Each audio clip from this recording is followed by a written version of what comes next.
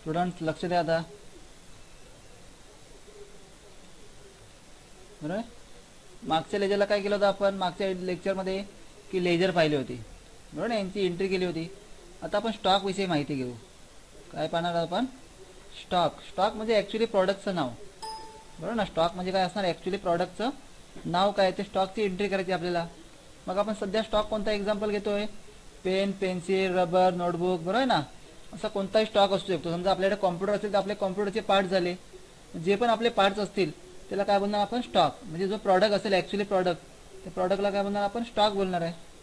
मग स्टॉकची एंट्री करण्यासाठी कुठे यायचं, सर्वात सोपे आहे. समजा आपली मगाची कंपनी होती तीच कंपनी ओपन करतोय, किंवा एखादी नवीन कंपनी बनवली तरी चालू शकतोय, बरोबर ना. इथे आपल्याला काय कोणतेही बंधन नाही की सर्व एंट्री एकाच कंपनीमध्ये असल्या पाहिजेत. आपण प्रॅक्टिस करतोय. ज्यावेळी मी सांगेन की कोणती एंट्री एका कंपनीमध्ये करायची आहेत, त्याच वेळी आपण त्याच्यामध्ये करू शकता. आता आपल्याला ह्या कंपनीमध्ये एंट्री करायची, ह्या कंपनीमध्ये करू शकतो, किंवा नवीन कंपनी तयार करून त्याच्यामध्ये एंट्री करू शकतो, बरोबर ना. आता मग स्टॉकसाठी कुठे जाणार आपण, इन्व्हेंटरी इन्फो. स्टॉकसाठी कुठे जाणार आहे, इन्व्हेंटरी इन्फो, बरोबर ना. मास्टरमध्ये जायचं इन्व्हेंटरी इन्फो. आता इन्व्हेंटरीमध्ये आल्यावर कुठे जाणार आहे आपण, स्टॉकमध्ये जाणार आहे. दाखवतो स्टॉक आयटम. डायरेक्टली फक्त स्टॉक आयटमचं नाव लिहिणार आहे. स्टॉक आयटममध्ये गेलो आणि इथून बनवण्यासाठी कुठे जाणार आहे, क्रिएट. हॅलो. आता क्रिएट करण्यासाठी कुठे जाणार आहे,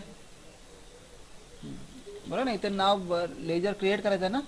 मग क्रिएट करण्यासाठी इथे काय स्टॉकचं नाव लिहिणार आहे. समजा आपण काय घेतलं होतं, पहिलं पेन लिहिलं आहे, स्टॉकचं नाव काय लिहिलं आहे, पेन.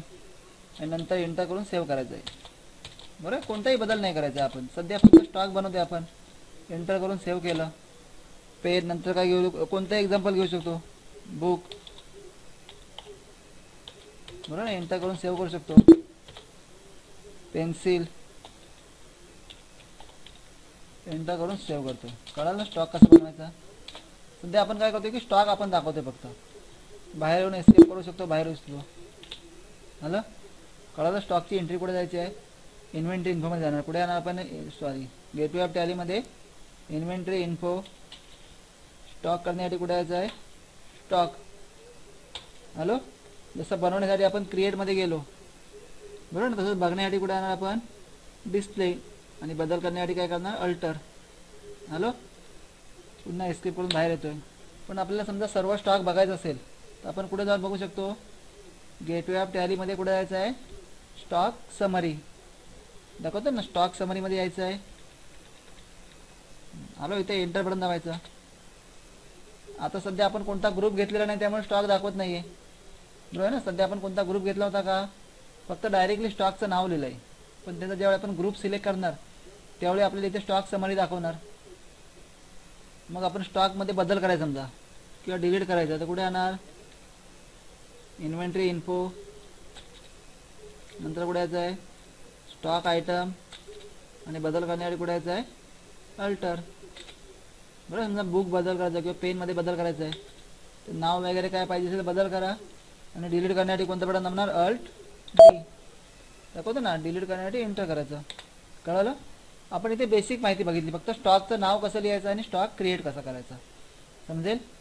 बाहेर येण्यासाठी कोणतं बटन दाबणार आपण, एस्केप करून बाहेर येऊ शकतो.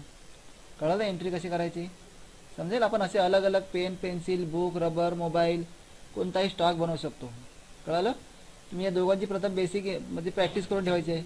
कोणती कोणती आहे, लेजर, सिंगल, मल्टिपल, आणखी स्टॉक.